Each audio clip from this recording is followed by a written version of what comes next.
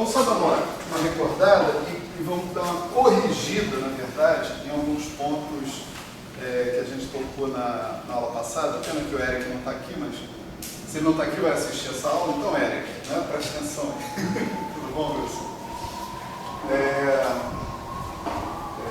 Eu digo isso por causa de uma pergunta que o Eric fez. Quando chegar esse momento, eu ressalto aqui, né? É justamente uma resposta errada que eu dei para ele. Então, a gente começou a considerar a situação em que a gente tinha um número maior do que 1, né, de partículas, tá certo? Que é, vamos dizer, a situação interessante. O universo é feito de não sei quantos, né, quaquilhões de partículas, coisas assim, né? Então, a gente precisa considerar situações de número, né, grande de partículas, ou maior que 1 pelo menos, né? Uma interagindo com a outra, coisas assim. Então, o formalismo adequado para considerar isso, né, em geral, é o formalismo de espaço-produto tensorial. Ou seja, você considera que você tem um problema da propagação de uma única partícula, tratado, resolvido, considerado pelo menos. Você tem o espaço de Hilbert associado com o problema dessa partícula e você faz o produto tensorial dos espaços de Hilbert associados com o conjunto das suas partículas. Então você vai terminar num mega espaço produto tensorial, né? Entende? Porque se você tem um molde de partículas, é um molde de produtos tensoriais de espaços, né? No meio desse assunto. A coisa fica mais interessante quando a gente considera a situação em que essas partículas são idênticas, né? Conforme nós dissemos na aula passada, as partículas são idênticas na mecânica quântica quando todos os rótulos, né, quânticos dessas partículas coincidem. O que é um rótulo quântico, né? Um rótulo quântico é um alto valor de um observável, né? Você vai medir um observável, descobrir qual é o alto valor desse observável, qual o valor que você mediu desse observável, e esse alto valor fica lá colado no estado, né, que você mediu. Esse estado aqui é um alto estado de tal observável com tal alto valor. Se você mede um conjunto completo de observáveis comutantes, né, você vai, com cada medida dessas, em princípio não interfere com a medida das outras, você vai poder colar um certo conjunto de rótulos, certo? No entanto, um conjunto completo de observáveis comutantes tem seu limite. Além de um certo número, você não consegue mais medir coisas dentro do seu estado sem perturbar a medida anterior que você já fez, né? Então vamos lá, eu meço x, meço y, meço z, posição, né? Determino dentro de uma certa incerteza. Deixa eu fechar um pouquinho aqui para vocês, porque eu não tenho. Até aqui o Nelson.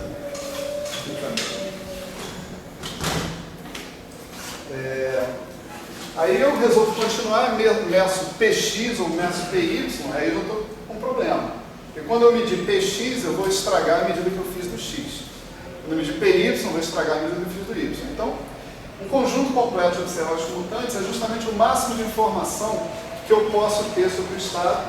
E é assim que a gente aprende, né, nos cursos da graduação, que a gente prepara um sistema, ou seja, que a gente define que um sistema está descrito de um certo estado. Eu faço uma medida de um conjunto completo de observáveis comutantes, né?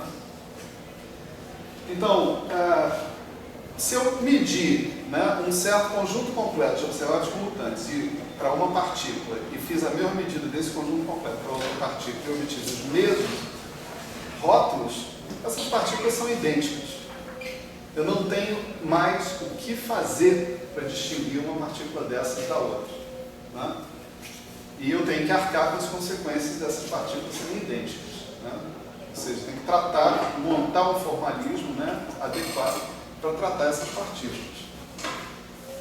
A ideia, né, se a gente estivesse, né, por exemplo, especificando o nosso estado como um estado assim, K1, K2,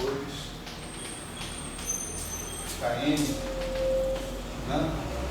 Tipo, a partícula 1 está no estado K1, a partícula 2 está no estado K2, a partícula N está no estado Kn. A gente provavelmente, né, teria que levar em consideração essa questão das partículas serem idênticas na especificação desses estados, o que eu já adianto para vocês determinaria que esses estados só poderiam ser ou simétricos ou antissimétricos pela troca dessas partículas. Certo? Nós estamos fazendo aqui uma descrição que a gente pretende que seja equivalente a essa descrição que está aqui. Então, a gente, ao invés de descrever o sistema dizendo para cada partícula, né? Veja que esses casos aqui podem se repetir, né? Tipo, eu posso ter duas partículas que estão descritas pelos mesmos números quânticos, sem problema nenhum. Ao invés de eu descrever o sistema dessa maneira, eu procuro descrever o sistema dessa maneira. N1, N2, Ni, assim por diante. Onde N1 é o número de partículas do meu sistema que tem os números quânticos K1. N2, o número de partículas do meu sistema que tem os números quânticos K2, Ni, Ki, assim por diante. Né? Essa é uma descrição, né? A gente pretende que essa descrição seja completamente equivalente a essa, né? E a gente chamou esses números, né, de números de ocupação, certo? A gente supôs que existe um operador hermitiano observável, do qual é um operador não, um conjunto de operadores que seja um conjunto completo de operadores que comutam, né, associados com a rotulação dessa base que está aqui, que são os NIs, né?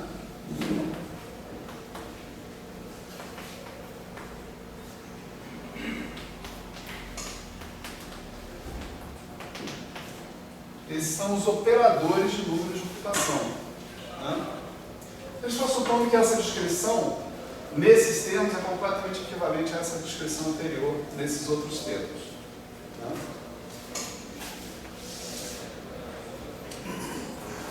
Então, baseado nisso, a gente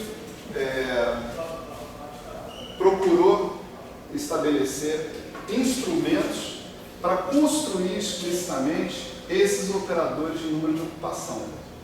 Tá certo? Quem vão ser esses observáveis, né? Esses caras que indexam, né, os meus estados da base, né? Então, para fazer isso, a gente considerou algumas coisas, né, que são bastante importantes em geral. A primeira delas foi um estado, né, que a gente chamou de psi-zero, que é o estado onde não tem nenhuma partícula, né? A gente está fazendo um produto tensorial de espaços de Hilbert, de uma partícula, de duas, de três, de quatro, de cinco, assim por diante, né? A razão disso é porque a gente pode, no futuro, né, ter transições entre setores desse espaço de Hilbert, que estão associados com N partículas, para setores do espaço de Hilbert que estão associados com N' partículas. Tudo isso depende do quê? Depende de quem é o seu hamiltoniano. Você tem uma base, a gente vai ver que esses vetores são autovetores do hamiltoniano, vamos dizer, livre, né? Mas se eu colocar um determinado tipo de interação, eu posso provocar transições entre setores do espaço associados com números diferentes de partículas. Pela simples razão de que, se isso aqui já não é mais uma base de autovetores do hamiltoniano livre, mas não é uma base de autovetores do hamiltoniano interagente, eles vão evoluir, e vão evoluir de acordo com a base inteira, do espaço inteiro. O espaço inteiro inclui setores com números diferentes de partículas. Só para você está excitando o número de partículas de um nível abaixo?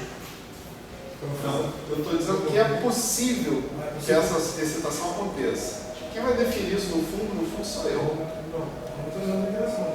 Sim, Eu que escolho o Hamiltoniano de interação. Né? Tá certo? Quer dizer, dependendo do Hamiltoniano de interação que eu escolher, né, eu vou poder ter transições aí ou não. Excitação ou relaxação também. Isso. Ou você vai para um estado de número superior, para um número inferior de partículas, não vai para o vácuo, não importa. Né? Então, a gente instituiu um estado de vácuo dentro dessa história, né? E começou a descrever uma situação, né, em que a gente começasse a ter elementos para montar esses operadores de número que estão aqui, tá certo? Então, para isso, a gente instituiu, esse é o estado de vácuo, a gente instituiu também uma outra equivalência, que são os estados de uma partícula, né?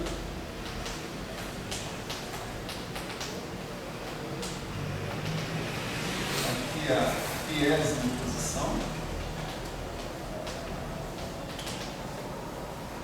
certo?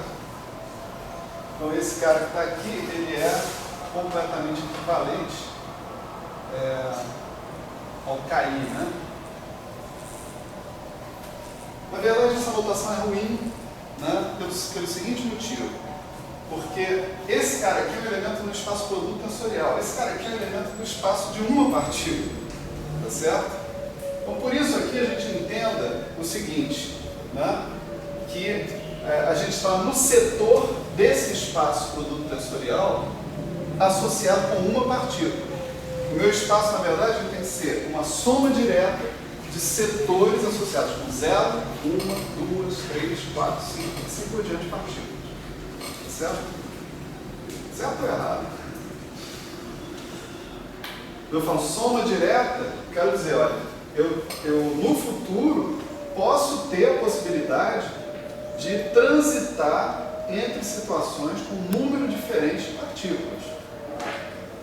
Portanto, se eu tiver com um espaço de Hilbert constituído por vetores de estado associados a um número definido de partículas, digamos 3 partículas, eu vou estar em palpos de aranha se um dia eu botar uma Hamiltoniana lá que faz transição para 4, ou para 2, ou para 5, coisa desse tipo. Tá certo? Ah, professor, mas isso não existe. Ah, infelizmente ou não, né? Existe. Existe mesmo, né, na natureza. Né? Desde 1930, né, e, na verdade, experimentalmente falando, desde 1935, 36, que o Anderson descobriu o pósitron e, portanto, descobriu que você efetivamente pode ter criação de partículas. Para quem previu foi o dia, né? O dia que previu, né, e o Anderson descobriu. Quem você valoriza mais, o experimental ou o teórico? Não quero ter divergência com ninguém da turma. Nem com o professor, isso que é saudável, isso é saudável. Eu experimental, tá? Não, estou dizendo, experimental que vale, a física é ciência experimental. Experimentar que manda. Experimentar que manda. Se o experimental chegar e dizer, olha, professor, mostrei que está tudo errado aqui porque eu fiz uma experiência, então está tudo errado, cara. O que eu vou fazer? Né? Tem menor moral na frente do experimental. Agora, quem sonha aqui sou eu, entendeu? Dá licença. Enfim, já vi tudo isso grave, né? Foda. Aí, para a gente começar a construir esses operadores NI, a gente introduziu os operadores de criação. Só o de criação. Né? O operador de criação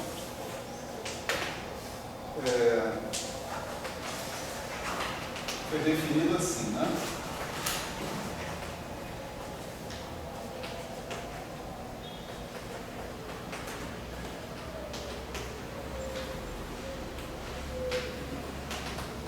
Observe que isso aqui não é um subíndice, não, né? É NI, é um número, mais o número 1. E aqui tem uma constante, vamos chamar de alfa I, né? Não me lembro que nome que eu dei na aula passada.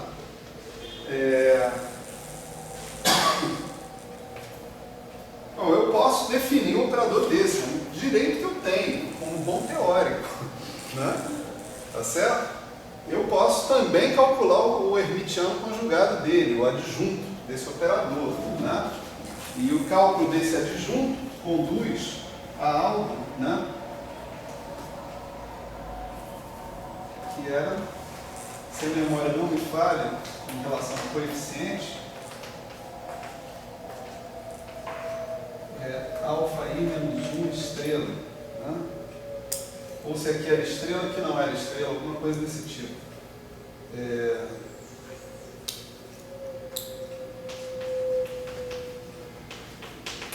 Estrela. Aonde? Aqui? Estrela. A constante de normalização que a gente encontrar aqui, né, a gente tem que encontrar também ali, né? Dessa maneira. Então, a gente deu um argumento na aula passada para calcular esse hermitiano conjugado, né, esse adjunto do operador. E, dada a definição desses dois operadores, né, em princípio, deveria ser possível, né, a gente tirar a álgebra que esses operadores obedecem, né? A álgebra entre eles. Essa álgebra entre eles, ela eventualmente poderia ser calculada, conjecturada, né, simplesmente fechando isso aqui, né? Vamos falar do processo do ponto de vista completamente formal, né? Tá certo? Eu fecharia esse cara com um outro vetor de estado arbitrário e eu encontraria uma matriz, tá certo? Essa matriz, eu tenho problemas com essa matriz porque eu não conheço bem essas constantes aqui, esses alfa i menos 1 estrela. Então, para eu dizer exatamente que matriz é essa, eu preciso saber quem são essas constantes e preciso de alguma informação adicional, né? Essa que é a verdade. Mas, em princípio, a álgebra, se eu conhecesse essas constantes, esses alfas, tudo que eu teria a fazer era considerar um elemento de matriz genérico desse cara, montar a matriz que representar ele e fazer matriz 1 vezes matriz 2, menos ou mais, né? Matriz 2 vezes matriz 1. Né? E aí eu teria a álgebra desses caras. Ou seja, se eu tenho essa definição, né, dos operadores, é claro, sabendo quem são os alfas, coisa que eu não necessariamente sei, por enquanto. Né? Se eu tenho essa definição desses operadores, eu tenho também a álgebra que eles obedecem. Tá certo? A outra coisa que é menos conhecida um pouco em geral se eu tenho a álgebra que eles obedecem, eu tenho também a definição deles. Tá certo? Tem mão dupla essa história. Ou, pelo menos, se eu tenho a definição deles, eu tenho essas definições possíveis de acordo com o tipo de espaço onde esses operadores atuam. Tá certo? A álgebra é um negócio poderosíssimo, né? Você que está fazendo curso de relações fundamentais, que não minta nesse momento, senão um raio cairá sobre sua cabeça. Tá certo? Então, porque os caras que fazem interações fundamentais, eles tornam o saco de ver álgebra, né? Eles ficam pedindo a Deus para voltar a falar de física, em algum momento, né? Tem muita álgebra. Eu quero na matemática por causa disso. O cara pensa, olha, a vida é álgebra. Eu sei nada mais coisas, eu fiz 2 cursos de álgebra para nunca mais. Mas é horrível, mas a álgebra é legal. É opções, opções são livres. Enfim, aqui reside um primeiro momento, né, de revisão da história. Né? Na aula passada a gente tinha escrito essa equação que está aqui, né?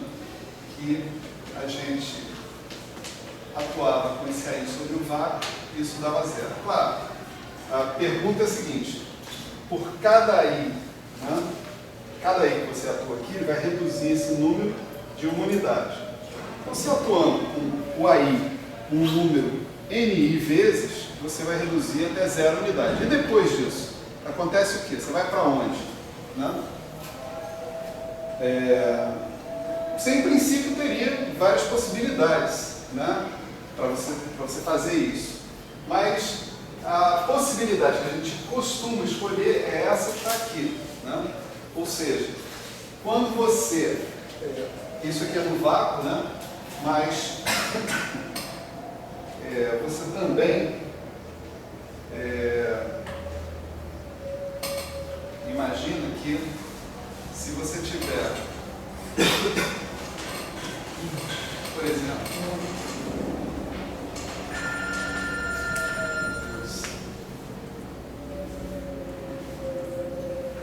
só um minutinho, gente, que essa daqui é importante. Desculpa aí, câmera. Alô? Tem que deixar tudo. Porque senão o vídeo pela metade eles acham que é uma tentativa de deu errado.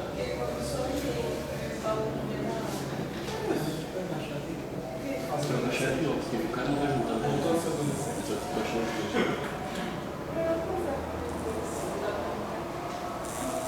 tu não fez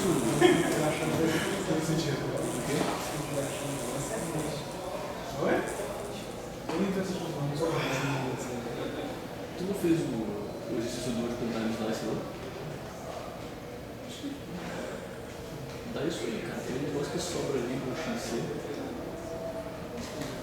Eu fiquei meio brincado aqui, cara. Eu vi que ele ia pra zero. Pra zero. Aí a exponencial vai pra 1.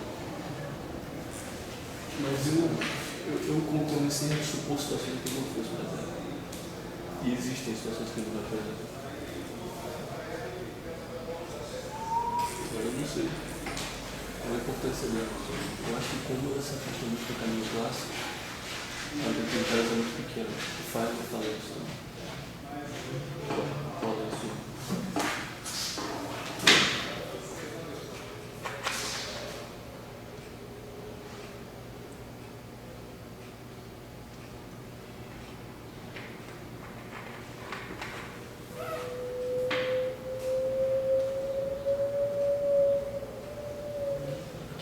Tem orquestra de verdade. Agora nem a presidenta faz parar essa aula. Desculpa aí, vai. Ela não sabe nada de álgebra, né? Não sei não. Enfim, a gente vai supor esse tipo de coisa, né? Por exemplo, se você não tem nenhuma partícula no estado, né, KI ou KJ, você tem uma partícula no seu estado, no estado KI, a aplicação do operador A vai levar esse estado no zero também, né? Diferente do que eu afirmei para o Ed. Você colocou J diferente do I de propósito? J diferente de propósito. Isso. J diferente do I. Se o J for igual a I, não é zero não, né? Se o J for igual a I, o que você está propondo aqui é o seguinte. Isso é outra imposição, né? Conjunto aqui de 3 imposições. Quer dizer, você está impondo o fator de normalização para o setor de uma partícula. Tá certo? Estou impondo. Na verdade, eu não tenho liberdade para escolher as fases, né? Ou as constantes de normalização de todos, né, os estados, né? Da atuação do operador sobre todos os estados. Mas sobre um deles eu tenho. Eu posso redefinir a base toda mudando essa constante e pronto, acabou. Certo? Então, como eu ia dizendo, diferentemente, tá, do que eu falei para o Eric na aula passada, essas coisas que são aqui são imposições, sim. Tá certo? A aula passada eu disse, não, isso aqui é possível a gente deduzir lá na frente, etc. Não, não é possível não. Eu estava enganado, minha culpa, minha máxima, o cara se diverte. Então, essas coisas são imposições. Você está dizendo, você está definindo, você tem o direito de fazer isso, você está definindo seu operador de aniquilação, né, dessa maneira, essencialmente. Certo? Então tá, isso aqui é uma correção, né, que a gente tinha a fazer. E depois nós estabelecemos uma estratégia que era mudar de base, né? Mudar de base no que diz respeito a essa descrição que está aqui, tá certo? esse K1, K2, Kn, eles diziam respeito a um conjunto completo de operadores que comutam, que você podia chamar de K, tá certo? Se você mudasse esse conjunto completo, se dissesse, agora eu vou chamar eu vou usar um outro conjunto de operadores, L, tá certo? Por exemplo, meu conjunto completo era x, y, z. Vou usar outro conjunto completo, px, py, pz. Né? Ou vou usar um outro conjunto completo, x, py, z. Todos esses conjuntos completos funcionam, são bons o suficiente para descrever a situação do sistema, tá certo? Apenas o que vai acontecer? Esses números aqui vão mudar, né? Você pode ter 3 partículas na posição x, y, z, mas você pode ter 2 partículas, por exemplo, na posição x, z e com momento px, por exemplo, py, né? Então, esses números aqui mudam de acordo com o tipo de conjunto completo que você está colocando, né? E a gente usou essa questão das mudanças de base, né? Quer dizer, os conjuntos completos, eles são escritos assim, né? Carinho.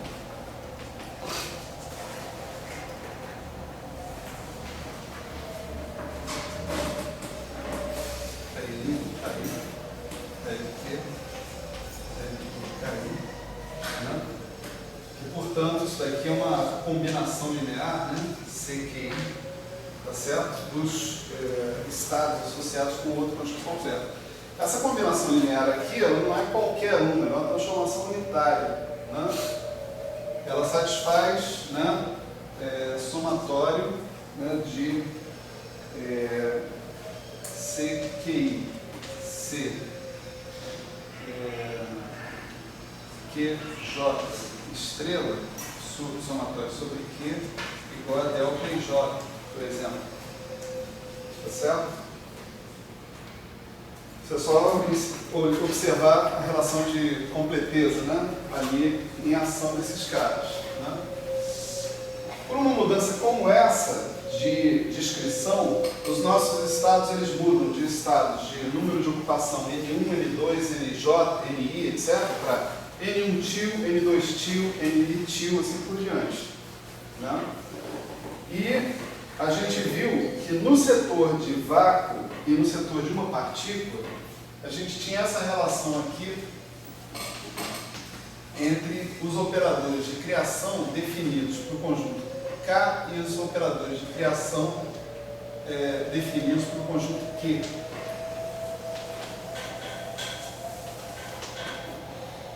Claro que você tomar o Dagger disso, né, conjugado hermitiano, você vai ter uma relação equivalente para os Ars também, né? Tá certo? O que a gente está fazendo é proposta, né? Tal relação é válida para todos os setores do espaço de Hilbert que eu estou considerando. Setor de 2, 3, 4, 5, 6, 7 partículas, quantas for. Certo? E aí a gente começou a brincar com isso, essencialmente, né? A gente imaginou que a aplicação na sequência, né, de 2 operadores de criação sobre um estado base do nosso sistema podia no máximo diferir por uma constante da aplicação na sequência oposta dos mesmos 2 operadores de criação, né? A gente impôs, né, isso aqui.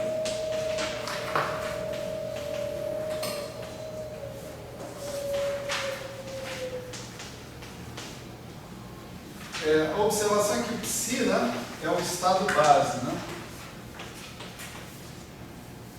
Eu comecei a preparar essa aula pelo Messbarger, segunda edição, e aí eu saí do Messbarger segunda edição e fui para o Messbarger terceira edição, né? Aí no meio da aula eu descobri que o cara estava falando de um estado genérico aqui. Aí eu pensei, não dá certo, um estado genérico. O estado genérico é problemático.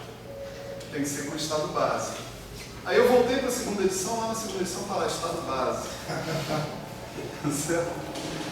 Na terceira edição, portanto, tem graves problemas. A edição mais nova tem mais A edição mais nova, o cara resolveu aprimorar, simplificar as coisas, etc. E tal, ele piorou. Nesse aspecto aqui, pelo menos. Certo? Então, quando eu mandar esse barco por e-mail para vocês, eu vou mandar a segunda edição. Certo? Se vocês quiserem, baixa a terceira, não tem problema, não tem risco. É bom que a segunda a gente acha no selo mais barato. Também. Então, vamos dizer, alguns problemas, né, que estão na terceira edição não estão na segunda edição. Alguns estão na terceira, não estão na segunda. Né? Esse é um deles. Então, com isso que está aqui, a gente observou que se essa relação valia, né,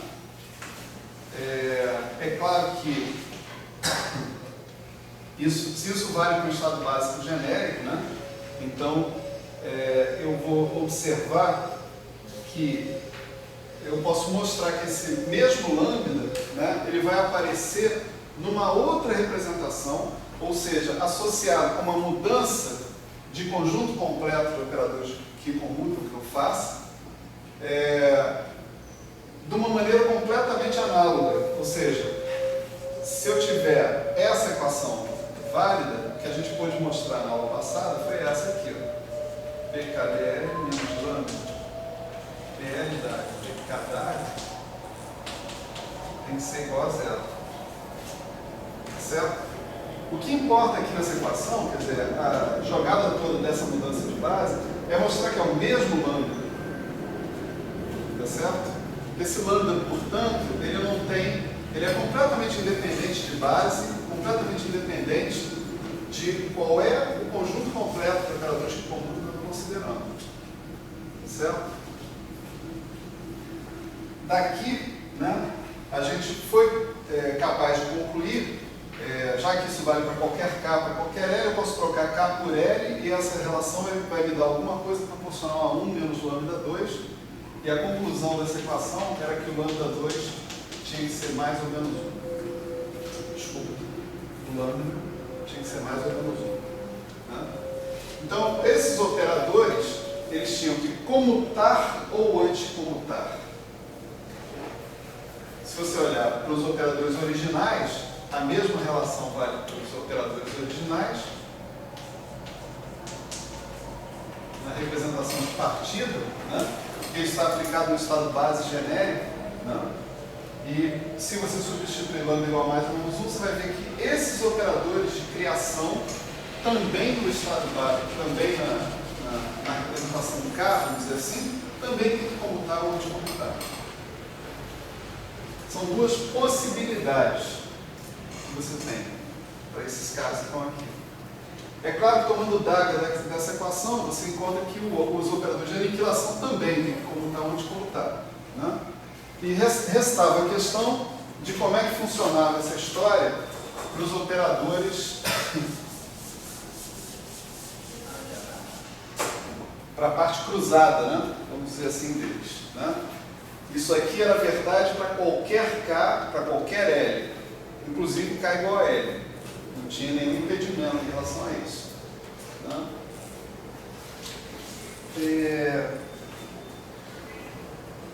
Então, no caso em que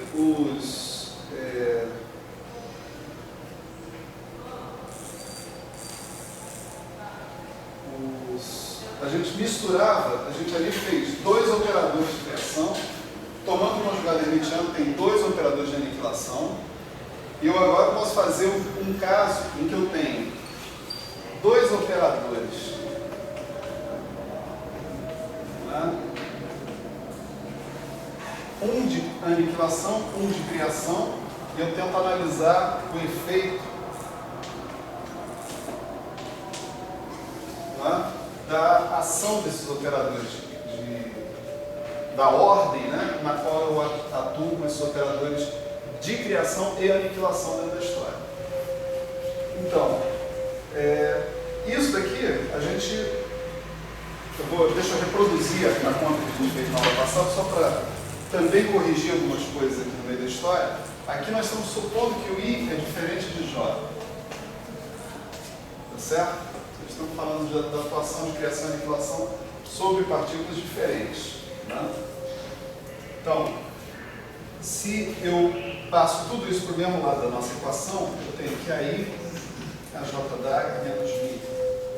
A J d'A aí, isso é igual somatório K em L, de CKI estrela, CLJ, BK, BL d'A menos μ, BL d'A, BK, Si, e a ideia é que isso seja zero. Certo? Ele simplesmente usou a relação entre que conecta o A e o A d'A com B e com B d'A. Né?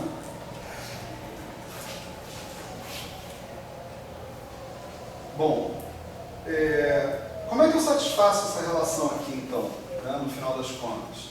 Né? O comentário aqui é que a gente tem duas possibilidades. A possibilidade, o argumento lá atrás, quando a gente estava trabalhando com B d'A, né? Era que eu tinha um elemento genérico fazendo eu tinha uma combinação linear genérica com coeficientes que eram completamente genéricos desses caras. Isso estava dando zero, porque estava agindo num vetor de estado arbitrário. Então, o único jeito disso dar zero era se o operador em si fosse zero, já que os coeficientes eram arbitrários, eles variavam e não estavam sujeitos a um vínculo deles serem zero. Esse vínculo não existe. Né? Aqui, a gente pode usar o mesmo argumento na parte da soma em K e L, onde K é diferente de L. De fato, aí não tem o que falar. Mas na parte da soma, em que K é igual a L, tá certo? Qual é a diferença desse caso para aquele caso ali? Porque no caso do B d'A, né, vai aparecer CC. No caso do B vai aparecer C estrela, C estrela. Quando você cruza os dois aqui, agora vai aparecer C estrela, C. Quando tem C estrela, C, tem a questão da unitaridade. Então o ponto é o seguinte, se você fizer K igual a L, tá certo? Tem uma possibilidade dessa condição, isso aqui ser igual a zero, ser satisfeita, sem que necessariamente esse cara aqui seja zero. A possibilidade é a seguinte, se K igual a L, aqui eu tenho soma em KI, KJ. Se isso aqui for independente de K, tá certo? Isso aqui pode fatorizar para fora do somatório e isso vira a condição de unitaridade dos coeficientes. C estrela, KI, C, KJ. Isso dá delta e J. Como eu partir do fato de que o I é igual a J, isso dá zero. Tá certo? Então, para satisfazer, né, essa condição, eu não preciso que todos os operadores sejam zero. Eu preciso sim que na diagonal, vamos dizer assim, desses operadores, esse operador OKL que está aqui, na diagonal dele, essa diagonal seja independente de K. Tá certo? Então daqui a gente tira duas condições. K diferente de L, né, significa que BK, BL d'A menos μ, BL d'A, BK igual a zero. E para K igual a L, isso significa que BK, BK d'A, né, menos μ, BK d'A, BK, tem que ser um certo operador A. E a graça da história é que esse operador A seja independente desse K. Tá certo? O mesmo para todos os operadores de criação e aniquilação indexados por K. Então a tarefa agora é descobrir quem pode ser esse A.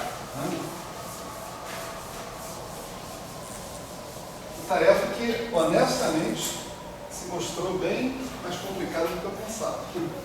Tá certo? E, mais uma vez, né, infelizmente, o livro-texto, né, ele simplesmente diz, dá isso. Né?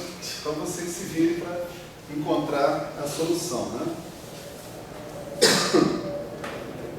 Bom, para encontrar essa solução, na verdade, a gente volta à questão, né, da construção dos N's, dos operadores de número de ocupação, que estavam lá.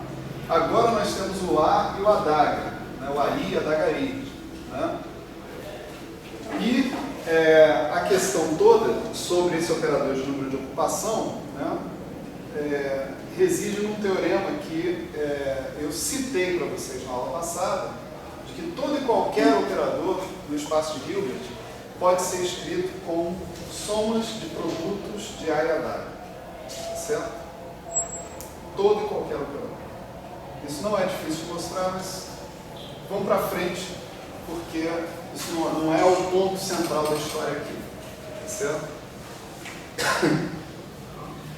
Isso serve para justificar o seguinte: se todo e qualquer operador pode ser escrito em termos de A e adaga, então os N's podem ser escritos em termos de A e adaga. Então, vale a pena a gente procurar. E a gente tem um vínculo sobre o N, que é um vínculo super razoável. Né? Suponha que eu defina esse operador aqui, N, somatório em I, de NI. Né?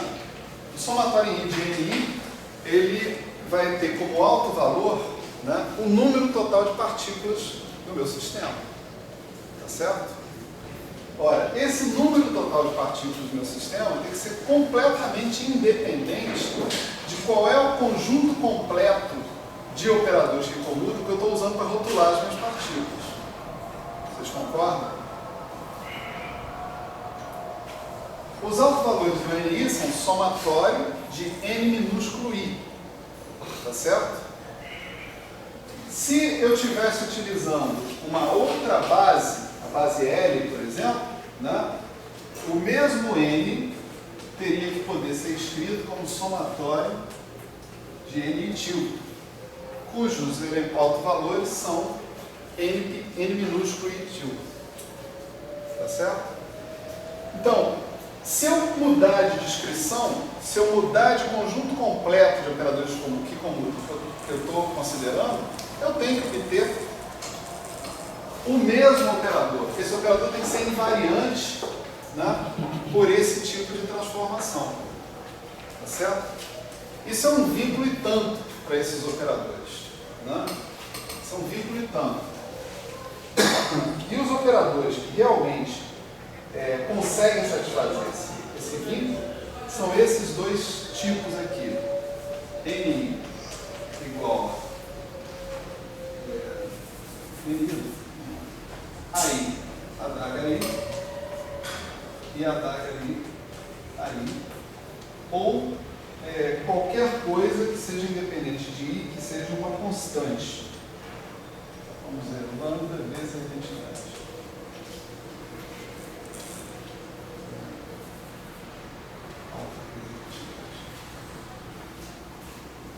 Esses são os casos que são invariantes se eu trocar, né, de representação. Se eu trocar da base do conjunto completo K para o conjunto completo L. Tá certo? Então eu posso supor, né, sem nenhum problema, que o meu N ele é escrito, né, em termos desses caras dessa maneira aqui, ó, x adagari AI mais y AI adagari mais z vezes a identidade. Essa identidade está em um operador, certo? Para a gente ficar compatível com as coisas. Nosso problema agora é achar x, y e z, mas não se esqueçam que a gente ainda tem que achar esse mi que está aparecendo aqui, ó. E aqui, né? Esse cara também está sob júdice, tá sendo procurado. Então, como é que a gente vai fazer para achar esses elementos? Né? Primeira coisa, vamos reduzir o número de constantes aqui, né, que a gente tem nesse operador. Então, se a gente pedir que o NI atuando, esse é o NI, desculpa, não é o N. O N vai ser o somatório desses NIs. Né? Se a gente pedir que o NI atuando no vácuo me dê o número de partículas do vácuo vezes o vácuo, né? O vácuo seja um autoestado também, né? Dos N's, então isso aqui tem que dar zero. Né? Se a gente agora atua com esse NI nessa forma que a gente está aqui, a gente vai obter o seguinte: a DAG aí atuando no vácuo dá zero. Né? Aí DAG, aí vezes aí DAG atuando no vácuo, o que vai dar? O aí DAG atua no vácuo e leva no estado de uma partícula, psi1, por definição.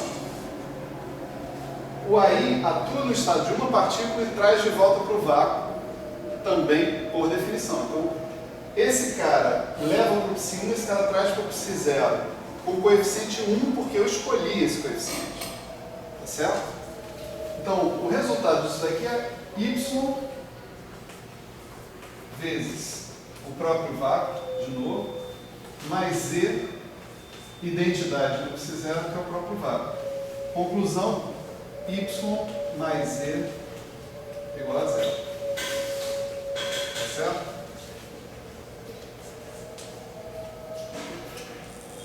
Então eu posso reescrever o meu operador de número, né?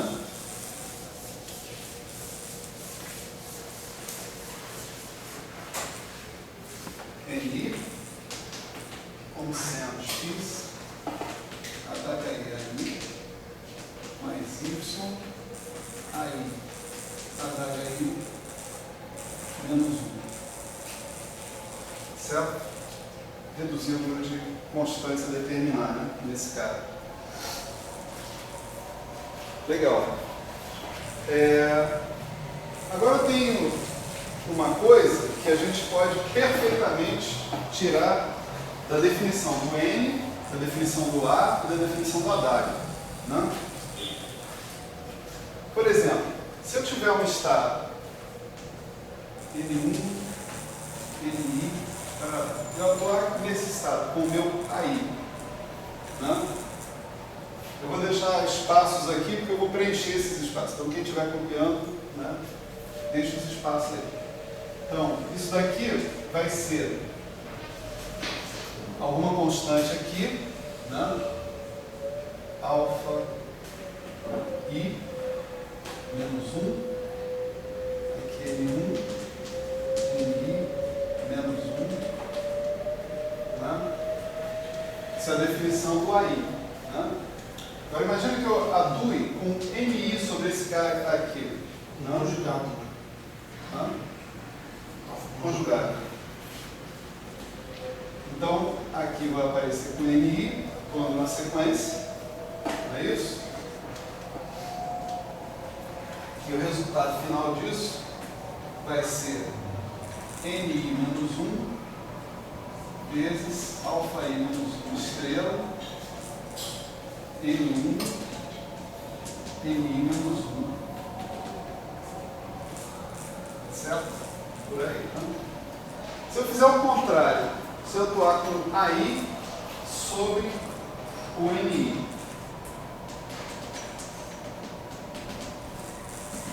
então isso daqui vai me dar AI atuando N1, desculpa, NI, AI, NI, NI. É isso? E agora eu tenho NI, alfa I menos 1 estrela, N1, NI menos 1, assim por diante.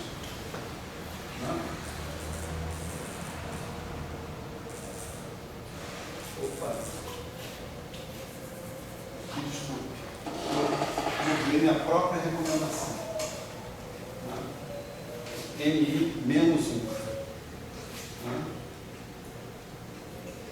quiser saber o comutador desses Não, dois é caras... N, índice e menos 20. Não. Que NI menos menos 1. Escrevendo aqui, ó. Eu atuei com um A sobre esse cara, né? Eu reduzi o NI de uma unidade. Certo? Aí depois eu apliquei o operador de número e tirei o NI menos 1. Se você quiser saber o comutador, deixa eu ver só a ordem aqui. Se você quiser saber o comutador de NI com AI, basta fazer o quê? Subtrair esse cara desse. Não é isso? Então, se eu subtrair esse cara desse cara que está aqui, eu vou ter comutador de NI com AI igual a NI menos 1 vezes isso, menos NI vezes a mesma coisa. Tá certo?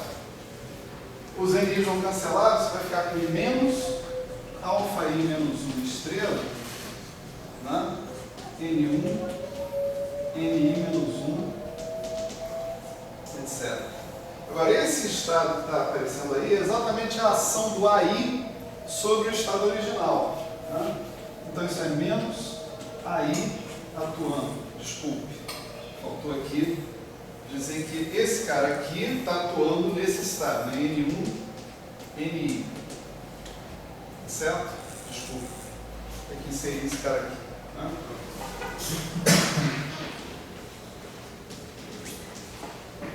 Então, daqui, como eu estou atuando no estado base arbitrário, tá certo? Mostrei que a ação desse operador, desse comutador, sobre esse estado base arbitrário é menos AI vezes o mesmo estado base arbitrário.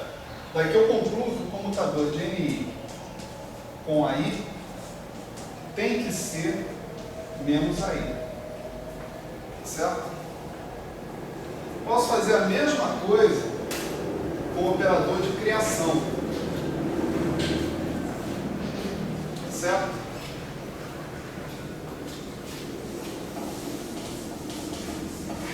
Você vê que isso é intrínseco ao fato de que o operador de número mede o número, o operador de criação cria, o operador de aniquilação aniquila.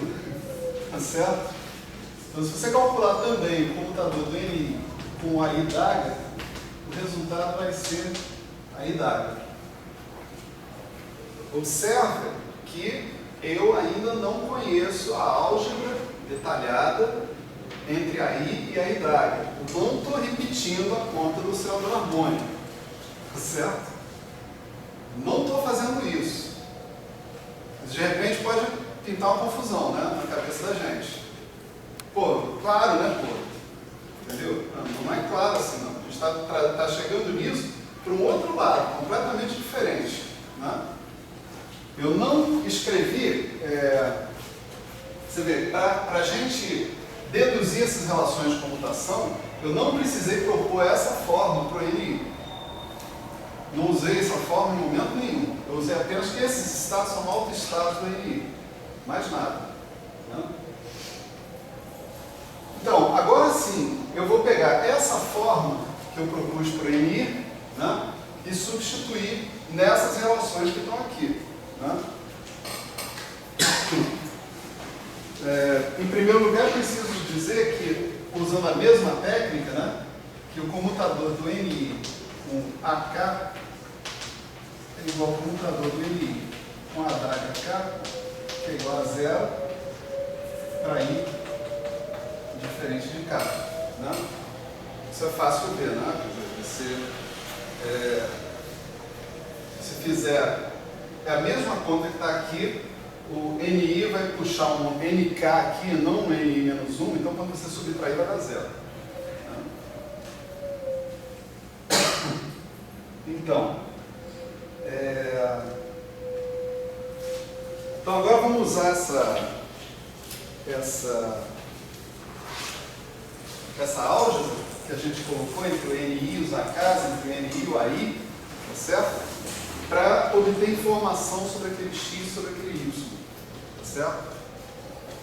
Olha só, vamos começar com essa, NI AK, né?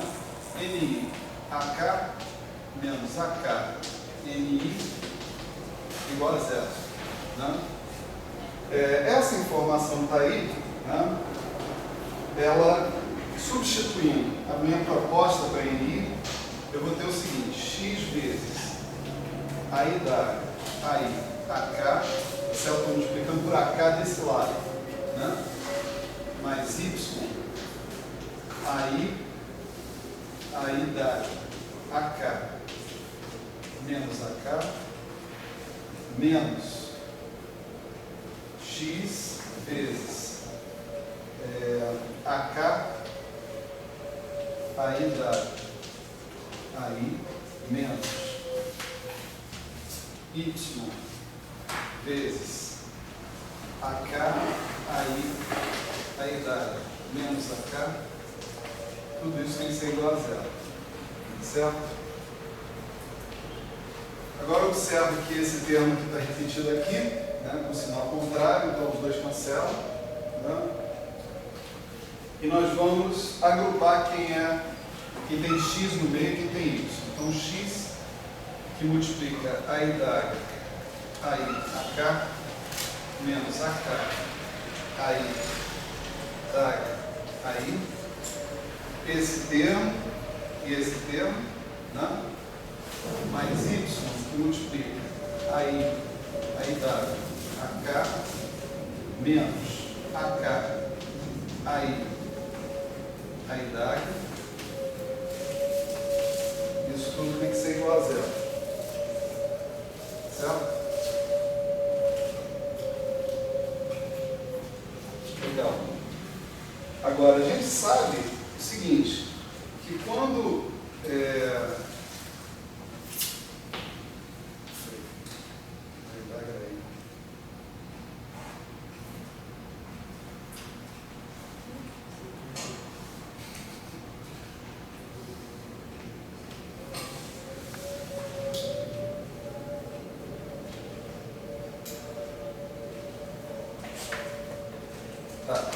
a gente sabe que quando K é diferente de I, tá certo? Que é o caso que a gente está considerando, a I dá e a K você pode trocar por, né? A K I dá é a I dá K vezes Mi, né? Vezes aquele Mi lá, certo? Quer dizer, a gente prova, se a gente provou na aula passada, se isso aqui vale para os B's, isso aqui também vale para os A's. AK, AL dá menos Mi. AL dá AK igual a zero. E AK dá menos Mi. AK dá AK igual a A. Certo? A gente provou essas duas coisas na aula passada. Então agora eu vou trocar AK com a I dá aqui, né? Então vai ficar a I dá dos dois lados aqui, vai ficar X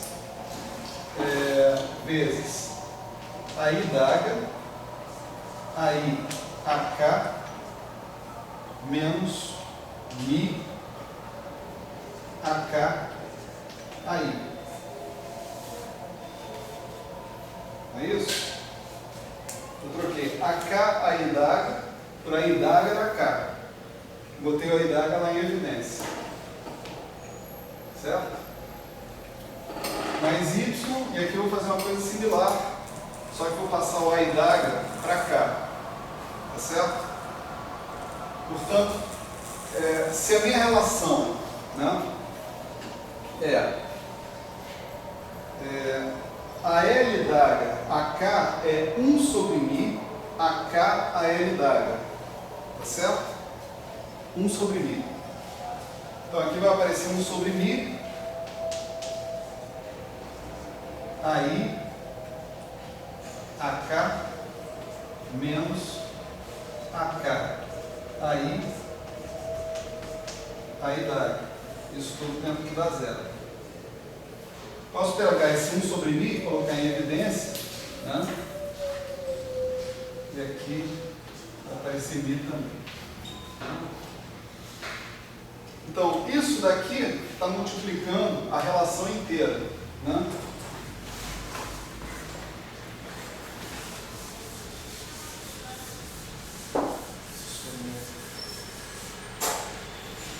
tenho x a idade mais y sobre mim.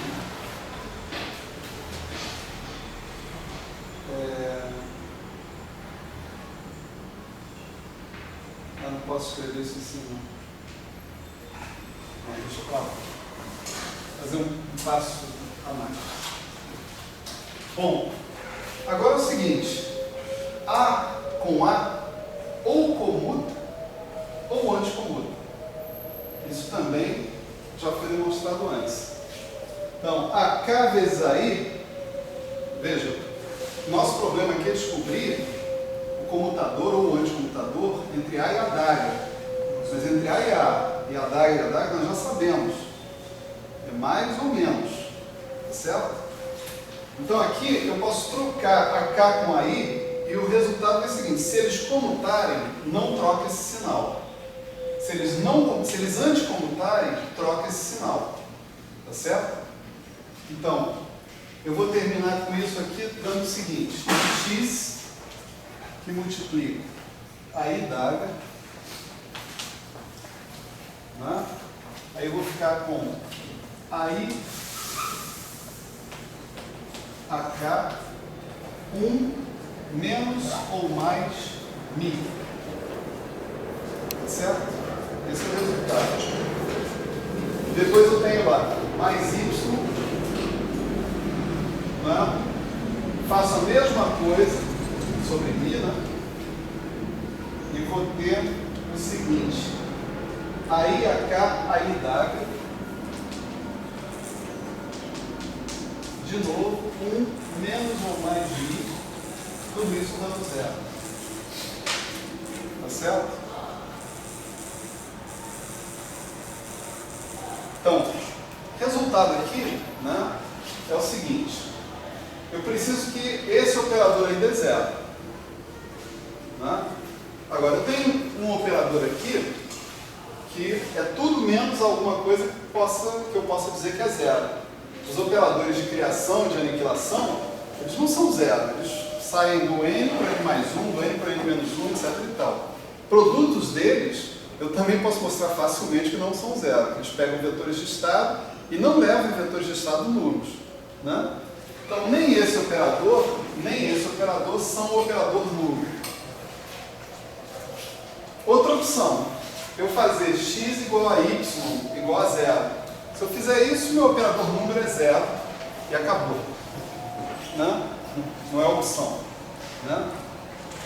Já que eu estou interessado no mi, então, né, o que me resta é dizer que o mi é igual a mais 1, tá certo? Se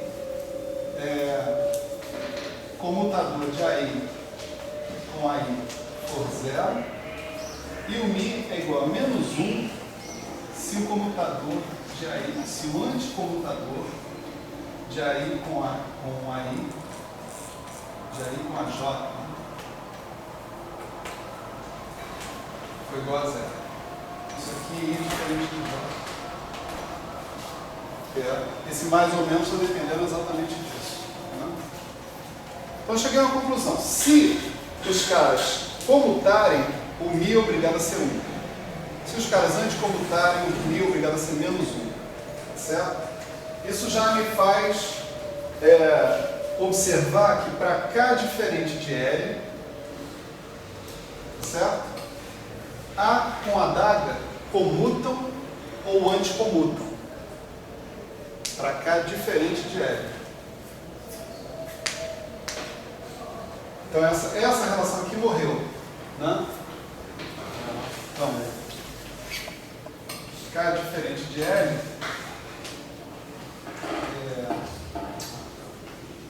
AK com a L daga igual a zero, ou AK com a L daga igual a zero. Resta o K igual a L. Para K igual a L, né, o que eu tenho aqui é que AK, a daga K, menos ou mais, menos na situação de comutante, mais na situação de anticomutante. Né? Mi, adaga K, AK é igual ao tal operador A. Certo? Mi não, desculpa. Isso já botei mais ou menos. Significa que eu já disse quem é o Mi, né? Menos mais. Menos mais. Certo? Tudo que resta, então, para a gente terminar de obter a álgebra dos operadores de criação e aniquilação, né, é a gente descobrir quem é esse I. Né? As outras relações ajudam. A gente tinha aqui, a gente usou essas, ó, NI com AK igual a NI com adaga K igual a 0 para ir diferente de K. Né? Foi essa daqui que a gente utilizou até agora. Agora a gente vai utilizar essas. Né? NI com A igual a menos A, por exemplo. Né? Essa é a relação que a gente vai utilizar agora. Vamos lá.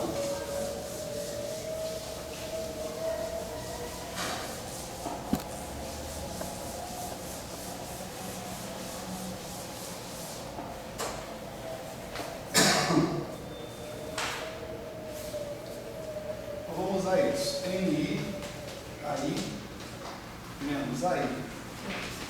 NI igual a menos AI. Certo? Vamos substituir o nosso NI, que eu já apaguei, estava exatamente no lugar que eu estou escrevendo. Vamos substituir o nosso NI lá na situação. Né? O NI ele é X, adaga I mais Y, I, adaga I, menos 1. Certo? Vamos lá. Chato pra cacete, né? Mas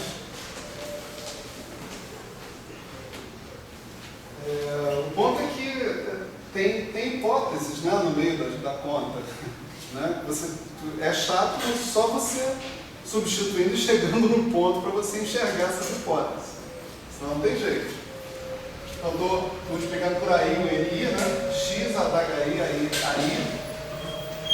mais Y, AI, adaga I, menos AI, menos X, AI, adaga I, menos Y, AI,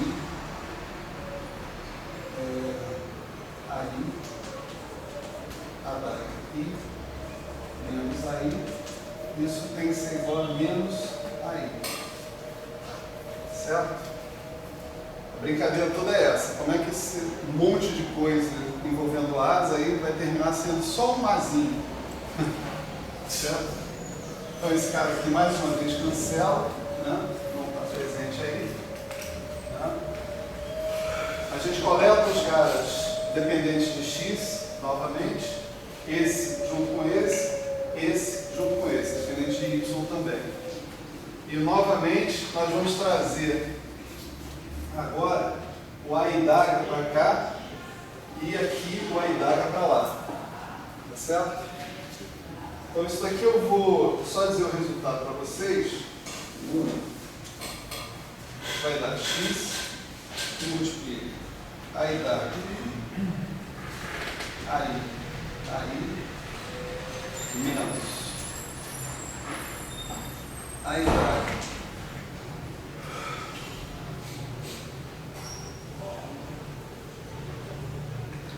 ela vai colocar o Mi dentro da jogada.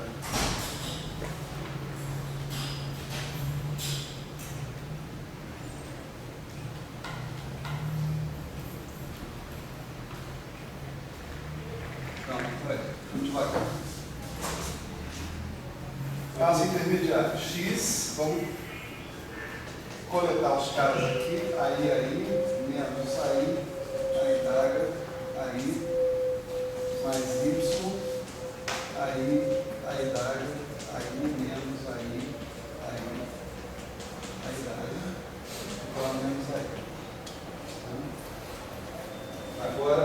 trazer esse Aidaga para esse lado que está aqui. Né? Então, esse cara, eu vou usar essa relação que está aqui, ele é Mi vezes Aidaga, AI, mais A. Né? Então aqui eu vou ter X, Aidaga, AI, 1 menos Mi, mais, menos A vezes AI. Está claro aí para todo mundo isso? Estou usando essa relação aqui. Com a diferença que agora eu já sei que o Mi pode ser ou só. O Mi só pode ser mais ou menos 1. Essa é uma informação que eu tirei da outra relação. Tá certo? Eu estou guardando ali para não ficar escrevendo mais ou menos 1, só isso. Por enquanto. Tá?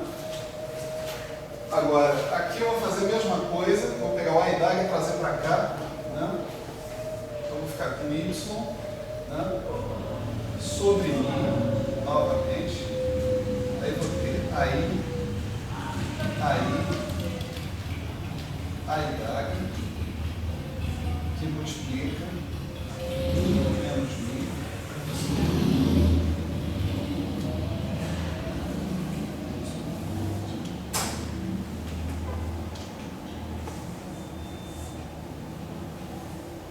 Menos, esse cara aqui, tá? Menos AI vezes A.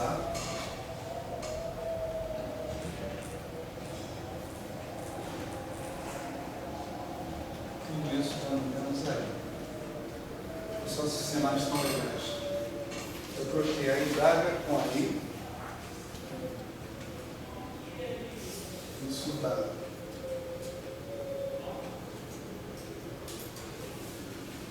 Aí a Aidaga menos A. Eu tinha o menos, o outro menos vai dar mais.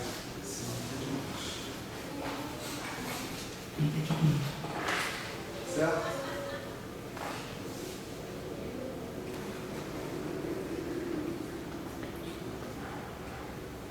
Bom, quando eu tenho comutação, tá certo?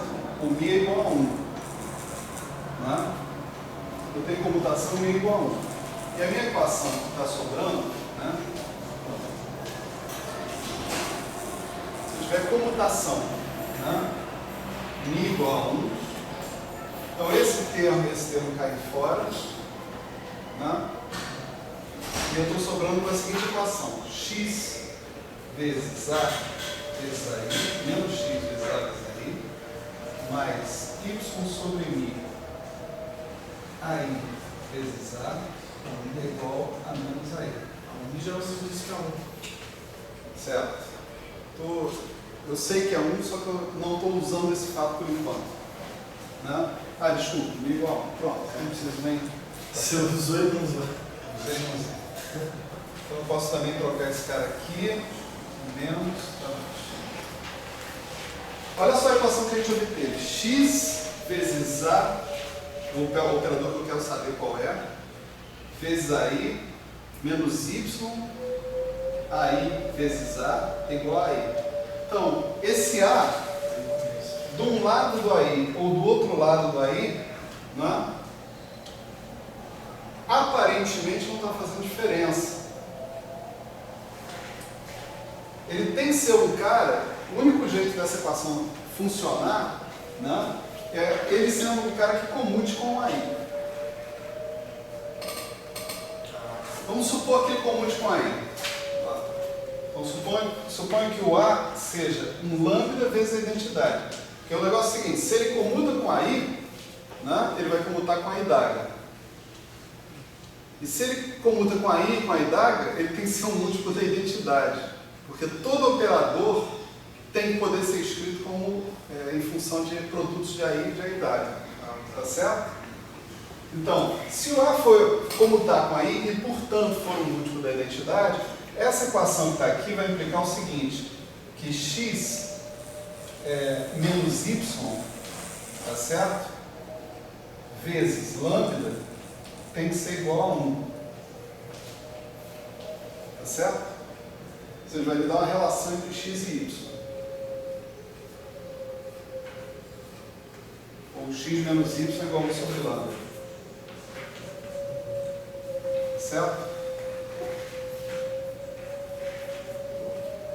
Se o A não for isso, eu não vejo como que essa equação aí pode ser resolvida de maneira eficaz. Certo? O fato de você falar que o A não depende de K e L, já não é você, de um certo modo, dizer que é o 1? Eu poderia dizer que é um somatório de AI e AI, por exemplo. Um cara desse tipo. Esse cara, um somatório para todos os i's de AI e AI não depende de um i em particular, depende de todos. Né? Também não é 1. Entendi. Tá certo? Bom, isso se for uma relação de comutação. Se for uma relação de anticomutação,